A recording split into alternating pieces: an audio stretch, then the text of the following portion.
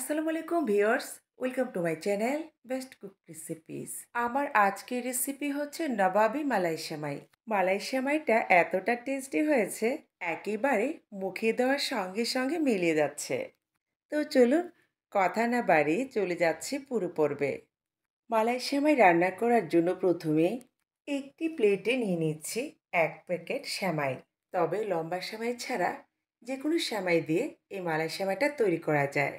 মালাই সেমাইয়ের আরও রেসিপি কিন্তু দেওয়া আছে আমার ইউটিউব চ্যানেল এবং পেজে, চাইলে আপনারা সেখান থেকে দেখে নিতে পারেন। প্রথমে একটি প্যানে দিয়ে দিচ্ছি 2 টেবিল চামচের মতো ঘি। ঘিটাকে গরম করে নিয়ে দিচ্ছি কাঠবাদাম, কিশমিশ 1/4 কাপের মতো। এখানে আপনারা যে কোনো বাদাম দিতে পারেন। চুলোর আঁচ কমিয়ে বাদাম কিশমিশগুলোকে ভেজে নিয়েছি। একই প্যানে দিয়ে দিচ্ছি আবারও 2 টেবিল চামচ ঘি। দিচ্ছি 2 এলাচ, 2 দারুচিনি। গরম মশলাগুলোকে একটু হালকা ভেজে নিয়ে দিচ্ছি সেমাই। এবার চুলোর আঁচ কমিয়ে ভাজতে থাকবো। কোনোভাবেই চুলোর আঁচ বাড়াতে যাবেন না, তাহলে কিন্তু সেমাইটা পোড়া লেগে যাবে আর টেস্টটা কিন্তু একদমই ভালো পাবেন না। সেমাই ভেজে নিতে একটু ধৈর্য ধরে ভেজে নিতে হবে। কিছুক্ষণ ভেজে নিয়ে দিচ্ছি চিমটি পরিমাণ লবণ। দিচ্ছি 1/4 কাপের মতো গুঁড়ো দুধ। তারপর আবারও নেড়ে চেড়ে ভাজতে থাকবো। ভাজতে ভাজতে দেখবেন দারুণ একটা কালার চলে আসছে। তখনই অ্যাড করব 2 টেবিল চামচ চিনি। তারপর আবারও নেড়ে চেড়ে সেমাইটাকে ভাজতে থাকবো।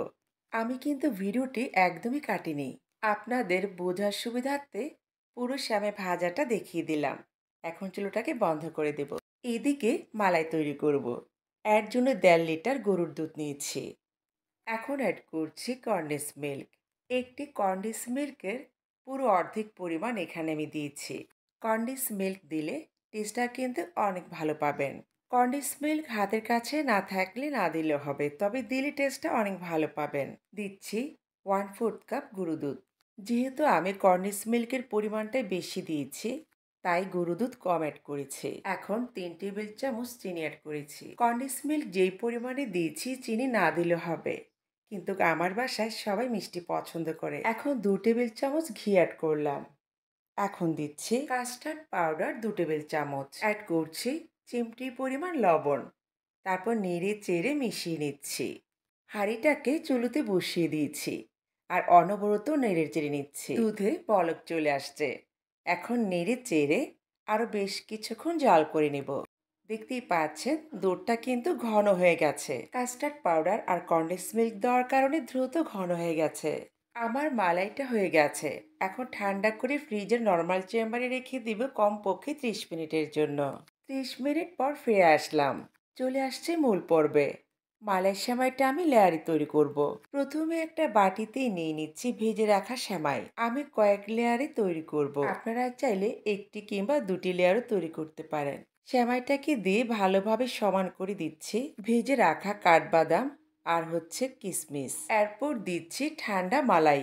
আপনারা যদি মালাইটাকে ফ্রিজে রাখতে না চান, সেমাইটা সম্পূর্ণভাবে তৈরি করার পর ফ্রিজে নর্মাল চেম্বারে 30 মিনিটের জন্য রেখে দিলে হবে। তারপর নামিয়ে খাবেন। মালাইটা দেওয়া হয়ে গেলে এর উপর আবারও দিয়ে দিচ্ছি সেমাই। একইভাবে আবারও দিয়ে দিচ্ছি মালাই।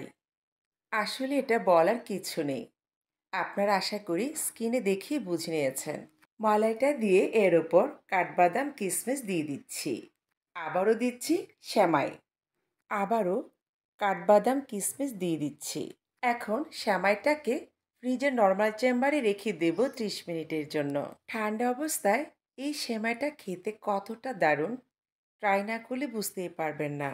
যে কোনো অতিথি আপ্যায়নের জন্য দারুণ একটি আইটেম, আর এই গরমে কলিজা ঠান্ডা করে দিবে। 30 মিনিট পর ফিরে আসলাম। দেখতেই পাচ্ছেন সেমাইটাকে কিন্তু আমি ফ্রিজ থেকে নামিয়ে নিয়েছি। এবার সার্ভ করে আপনাদের দেখাচ্ছি। আমি এক পিস ছুরি দিয়ে কেটে একটি প্লেটে তুলে নিচ্ছি। এই মালাই সেমাই বাচ্চা বড় সবাই পছন্দ করবে।